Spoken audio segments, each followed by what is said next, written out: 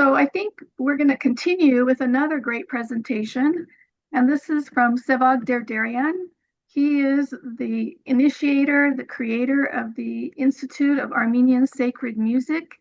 We've had the pleasure of using his wonderful program before in the past, and I think he has some exciting new news for us. So welcome, Sevag. Thanks. Good morning, everybody. So glad to be here. So glad to be back with many of you. Um, well, let's get right to it.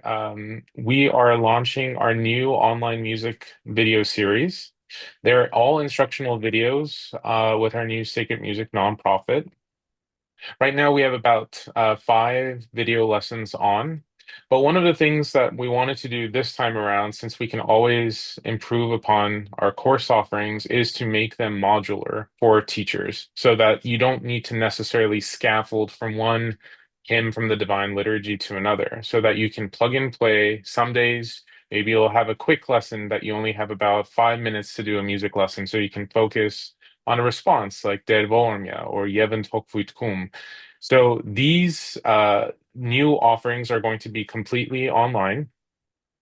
One of the things that I'm going to go ahead and share my screen here real quick. And if I could just ask to make sure, Zar, do you see this just so I could get a Yes, confirmation? Okay, Mike. wonderful. And I'm sure Zar and Vahe can create a shortcut or a link here, but our website is sacred-music.org. And all our new videos are going to be found under music education and instructional videos. I wanted to preface this with that when we do instructional videos, we want the music to be compartmentalized to a few measures at a time. That perhaps the way that we normally sing it in the Divine Liturgy in church under a choir or with the priest may sound a little bit different. But in order for our emergent learners and our students to learn these songs, they have to be delivered in such a way where we take a pause between the verses, that we take a pause every few measures and focus on the words and the meaning of the words. Breathing. These are children that they're not as fully developed singers like their church choir members who are also volunteers and who have been doing it for some time. For many, this will be the first time that they're listening to a hymn and being asked by their teacher to sing. So we want to be cognizant that these videos are not the way that we typically sing the liturgy. However, at the end of each video, when we do a full recap, especially for the larger hymns, we go through a pretty moderate tempo, something that should be similar. So if you have individuals from your church choir or from your church listening to this, it's built in a way that is catered to student development. I myself am an educator currently. I'm teaching at Pilibos here in Hollywood, and the way that I've modeled these is example how I learned in my teaching credential program. Is to take information and then allow students to play it and to rehearse it.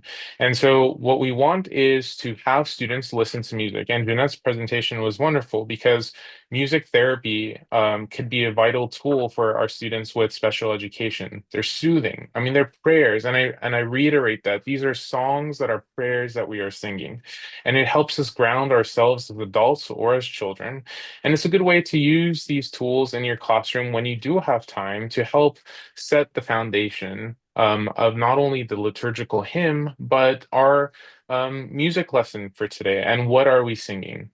Um, Right now, and again, we'll have a shortcut, I'm sure, but I just want you to see is that we at this moment have Der Vormja, the response uploaded. And I'll just use this video and I'll make sure that my when I say share sound, okay, beautiful. So now when I share it, it should come through. Oops, try this one more time. So let's say today I'm going to pick and choose Der Vormja, the response, which is a short one. So I can expand this by simply clicking on the little expand and then hit play.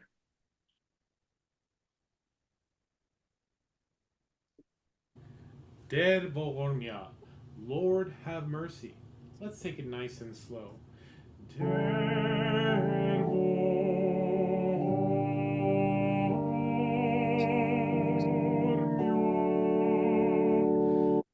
And I just want to check in with Zar too. Is that coming through the audio? Yes. Okay, Mhm. wonderful. So what you'll see with each of our videos is that we have the transliteration on the first line for our students.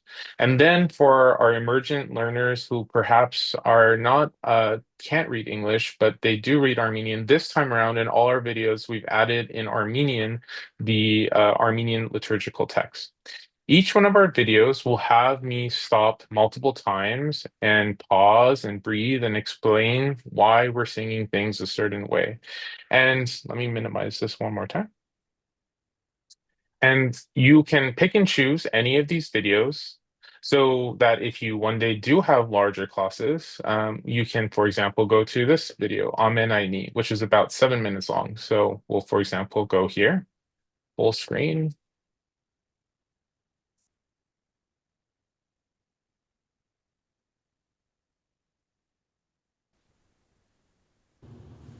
Amenaini. Amenaini ortnial yester, ortnemk eskez, kovemk eskez, kohanamk esken, agachemk eskez, der asvads mer. And I'll let you all plus listen and play these on your own time. But you'll see that with these larger works, what we've done is also broken up the words so that they flow with the music. And you'll hear me say once you listen that, we'll only take the first two measures or the third three measures and take a break and then go back. And there will be a lot of repetition to ensure that they're learning here as well. How about we One, can listen, for a couple minutes. We oh, have time to okay. do that. We'd Okay, love to hear perfect. that. Okay, sounds good. Let me go ahead and start playing. Sure. Let's sing this nice and slow together. Let's remember to take breaks, press pause, and rewind if we are unsure on how to sing it. Amen. One more time. Amen.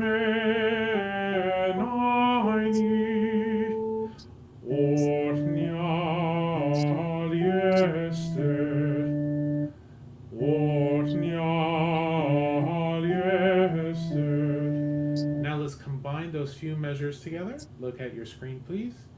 Amen.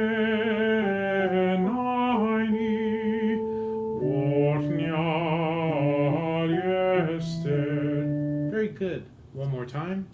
Amen. Ortnial yester. Let's keep going. Ornem koskes. One more time. Ornem koskes. Very good. Kovem koskes. Again from Ortnem. Ortnem koskes. Kovem koskes. Now let's add all those measures together. Amenaini, ortnial yester, ortnemk eskez, kovemk eskez. Let's try this all together. Nice and slow, nice big breath. Amenaini, ortnial yester, ortnem koskes, kovem koskes. Now, kohanamk asken, agachemk askez. Let's try this nice and slow. Kohanam kasken. One more time. Kohanam kasken. And here we need to take a nice big breath. Achem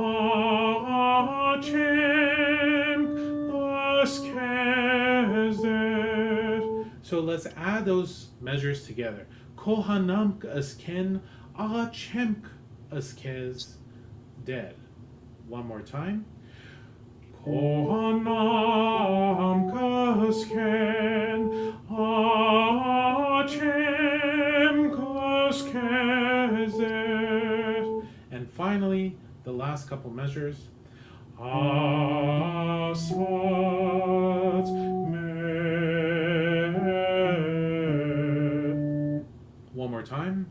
Asfalt mer. Now, let's add this all together nice and slow with room for lots of breaths. And if you need to take a pause, please pause the video and rewind. Let's sing it all together. Amen. Ornial yester, ornem kaskes, covem kaskes, kohanam kasken, achem kaskeser, asfalt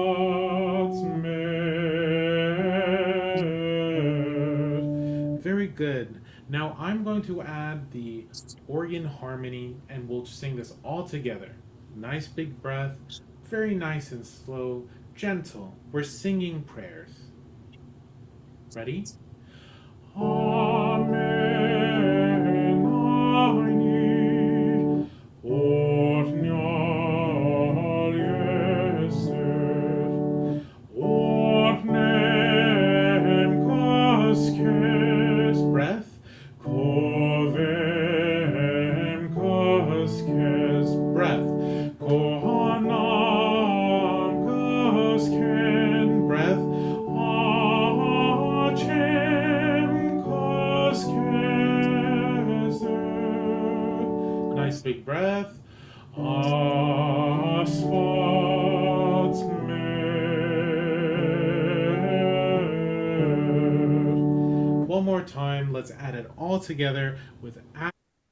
So the song, as you can see, hopefully for the larger hymnal pieces, will have lots of measures for breaths, pauses for breaths throughout the measures. And it'll allow you to, if you're in the classroom and if you see students are perhaps a little bit lost, you can pause and rewind the video. And that's the great thing with this digital medium is that you can go ahead and pause or perhaps do the lesson until a certain phrase and then pick it up on another Sunday if you're running against time. One of the other offerings that we will be doing here is that we did this last semester. We had many students from across the diocese partake, and also students that perhaps don't go to a church regularly. But we offer Saturday online music classes from 9 to 9:30. And through our different pollings, we found that Saturday mornings, while maybe for us adults might seem a little peculiar as far as the time choosing, but a lot of parents want to bookend things in the mornings. So from September 13th through November 1st, from 9 to 9:30, it's only 30 minutes, we offer the sacred music lessons as well, where we essentially cover the divine liturgy, but talk about words and expressions. We had about 12 students last time, and we have a capstone in the spring, and Zara was able to partake with us. Well, we take the students for free and their families to the Hollywood Bowl to either Bugs Bunny or to the September offering, which is the Sound of Music. And so we like to have these students, essentially their cohort that they're in, have a capstone celebration towards the end.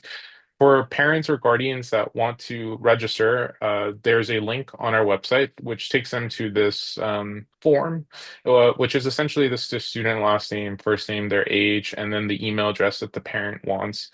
And this will be part of our offerings.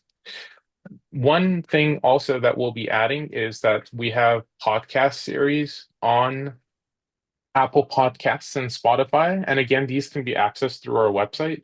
But what it is if parents are on the go and let's say they learned a lesson, Der Vormia, their child comes home and says, Mom, I learned Der Vormia.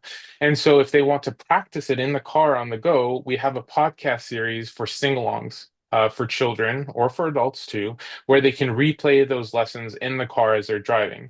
But as part of our podcast series, we also have a component that is geared for adults. Also for educators, we'll be launching some tools. We wrote a curriculum which is found on our website. This is more for the K through 12 classroom, but what should students at certain grade levels know? Because our program is currently going under WASC accreditation and review. We're at the final stages with some parish visits coming up in the fall semester to get our full accreditation. But we'll be the first WASC accredited institution that offers supplemental music education in the country. And so that you do know that your parents and guardians, if they inquire about the quality of these instructions, that they're geared towards California standards, literacy standards as well, so that what they are learning in their Sunday school classroom through a video medium meets the stringent requirements set forth by the state. So all this, I'll make sure that Czar has accessible and that we can have shortcuts because that is the easiest way to get to places. And I'll open it up to questions and answers, Czar, or if you have any questions, I'm happy to answer. I just want to say, wow, you have really been working hard. The 3 components sound amazing, and I hope our Sunday schools take advantage of that because that's quite a resource. Thank you so much. Any questions from anyone? I know one question we had from San Francisco. They have a once a month music program, and they find it challenging because children aren't the same often when they come once a month, and they have other ideas, but it doesn't seem to be enough. Would you suggest weekly, or do you have any thoughts about how often? Um, I would say for these types of videos, because it is a lesson, I mean, they are learning, so they're actively engaging. I would say that typically in a classroom, we try to get them to do 15 minutes of instruction and then some sort of training. So the shorter videos, like the responses, Dervonya, Amenya, and Tokvitkum, those are appropriate to probably play continuously without concern. When you get into these larger works, you'll probably want to chunk it, like Marmin Derunagan or Hokia Suzo, as we get to the larger works, because we'll have a part one or perhaps I'll say to the teacher in the video, please pause here if you wish to continue another week. But the great thing with this medium is that if you do have a once a month program, that you can extend these resources in your handbook to parents and guardians so that they themselves can play these videos. They're all online. They could play them in the car, perhaps if they're driving their kids to school or around the house. So you can always supplement, it won't hurt. But as far as the cadence set forth, they're all modular so that one is not dependent on the other. And I know as adults, we sing the liturgy from A to Z.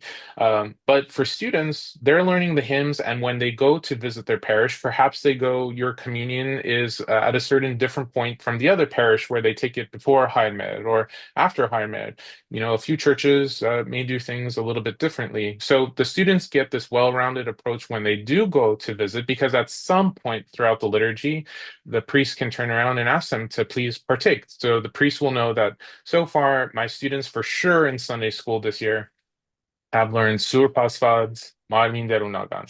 So during that liturgical Sunday, when they go to visit, he can turn around and say, please, everybody sing, and get the kids singing those songs. And so, you know, and then as the year goes on and as new students come, they'll be at different levels, of course, but the lessons are, again, modular, so that if you have students that need to learn a few shotguns, you can instruct them to play it, or in another upper grade level, they could learn other songs. So you can spread it out. They're not dependent on each other.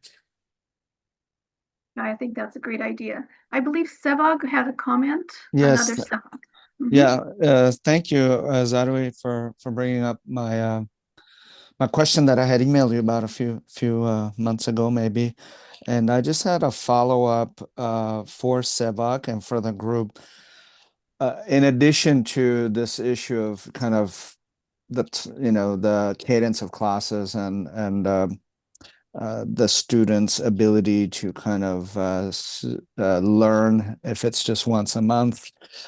The second question I have is about age groups. So one thing we find is it's a double-edged sword. The older kids maybe are shy or embarrassed to sing in a classroom, either in front of each other or in front of the teachers or whatever it may be, they're a little bit disengaged. And the younger kids are relating to the previous presentation can get a little squirmy, and it's a little hard for a music teacher to manage a classroom when kids are getting up or making noise or eating a snack or whatever. Just kind of trying to maintain classroom decorum, especially when you're asking them to engage in an active exercise like music.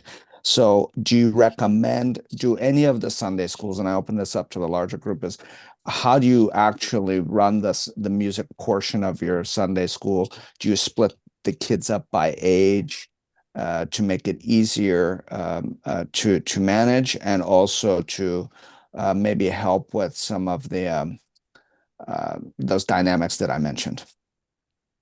So do you have like a younger group music lesson one week, and then the older kids maybe do the music another week?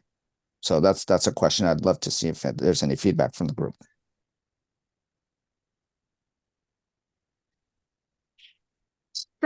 Sevag, Darian, from your perspective, I would guess you're doing different classes in the public school. Yes? Yeah, so the videos, well, so the gist of the question is classroom management for us educators. So what, the way it works is exposure to group activities. A lot of these students uh, are still developing social emotional skills coming off the pandemic, and a lot of it is that they need that group activity. And so music or the arts, creativity is a good way to ensure group activity and participation. But I understand also that if you have a once a month gathering, and they are only there for a certain number of minutes, and you have things right after each other, I would perhaps survey and see if you can break it up. If there's a venue for multiple classrooms where you could have a section of it where it's a revolving, so like 1 month on, 1 month off, depending on grade levels. If you could try having the younger kids or the older students within their own respectable age groups sing together or learn together or whatever instruction. That way you have this cycle happening throughout.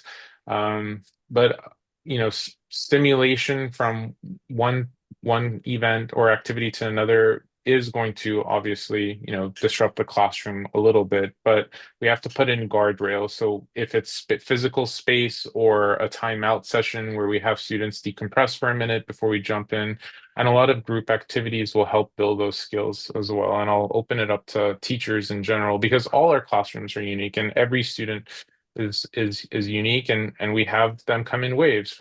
So there's not one clear-cut solution. Is there anyone else that would like to give their Sarvi, first of all, a quick thank you first to Janet, and my recommendation would be the presentation, of course, is being recorded. Maybe we can have it like ready or available for all teachers, as the school year begins or the Sunday school is reopened. They should all be given, a reminder at least that there is the recording of today's conference that they can always log in and follow. Also, thank you to Sevag. What I have to recommend, extra work for you, Sevag, if possible, for us to prepare, a handbook for hymns of the Armenian Church, so that all teachers are given that hymn book, and when they graduate Sunday school classes, they know at least 20 hymns of the Armenian Church, and the guidance, of course, should be given to them, also the methodology, where to log in, how to learn the hymns. I remember in my time, Sunday school was not during Badarak. Sunday school was in the afternoon. So we came back home after singing in the children's choir. We had our lunch, went back to Sunday school for 2 hours, 2 to 4. in the afternoon. So it was very important, for the children to go to Sunday school. And it was exactly at that time when I learned the hymns of the Armenian Church, be it liturgical music or charagans from different services, alternative services. So, Sevag, I can help you, to identify, let's say, 2025 hymns which are so important for our children and like young adults, to know. I mean, they need to have that ownership, which is very important. So I'm sure you can. You have a way of teaching. I know Sevak very well. He's my nephew. So I know his ability, and I would strongly recommend that, you prepare something, for the Sunday school children. Of course, Wow, of course. And we could work with Zod, after this meeting. Yeah. that would be fantastic. And we could include the English translation of them too, so that teachers and everybody would know. Definitely, definitely. Sevag, I have a question. So for those of us who teach the younger children, so preschool, kindergarten, who, they can't read, or maybe they're just starting to learn their letters and reading. So using the little lesson clips that you have, do you find that those work with the smaller children? Like, do they Yeah. need to visually see, like, just even if they visually see the screen, even though they can't really read the words, can they still learn from that? That's a great question. One of the things that I believe in, and I know especially for the younger students, is to play the music but replace the words. And this is where, again, this differentiated instruction comes to. So, like, always remember that our videos are not meant for the church choir individuals, but singing with vowels like la la and or ba ba, these vowels like a, e, I, o, u, the vowels. So if they, instead of dead vormia, la la la la la la, so these vowels will help them. And then if they get into first through third grade, then we are activating their prior knowledge of the medley and then replacing it now with words. So you as the teacher are scaffolding. So the earliest, I should say, grade levels are using phonetics of, our English vowels, and then the first or second, third grade teacher are adding onto it now with the actual liturgical hymn. So if you find that they're not at that level, I would say, tell your class, we're going to sing it with vowels. Today's vowel is la, or o, and then replace the words with that so that they're getting the hymn down, the medley. And then the next grade level, as they matriculate up, we'll start working with them on words.